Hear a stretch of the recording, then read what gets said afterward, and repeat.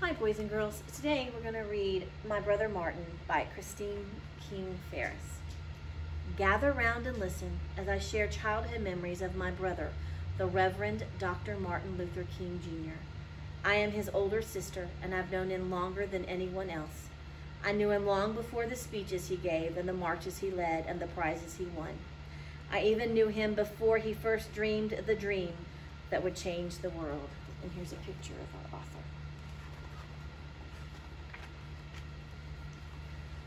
We were born in the same room, my brother Martin and I. I was an early baby, born sooner than expected. Mother dear and Daddy placed me in the chiffrobe drawer that stood in the corner of their upstairs bedroom. I got a crib a few days afterward. A year and a half later, Martin spent his first night in that hand-me-down crib in the very same room. The house where we were born belonged to Mother Dear's parents, our grandparents, the Reverend and Mrs. A.D. Williams. We lived there with them and our Aunt Ida, our grandmother's sister. And here's a picture.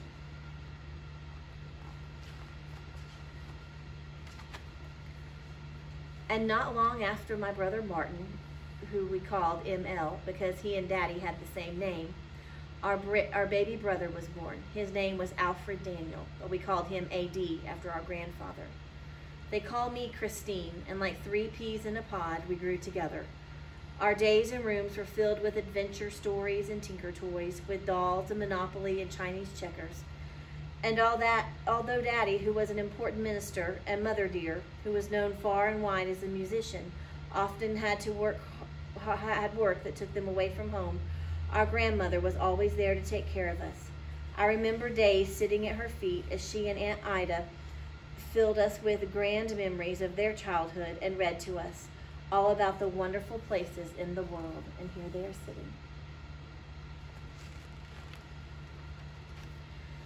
And of course, my brothers and I had each other. We 3 stuck together like the pages in a brand new book.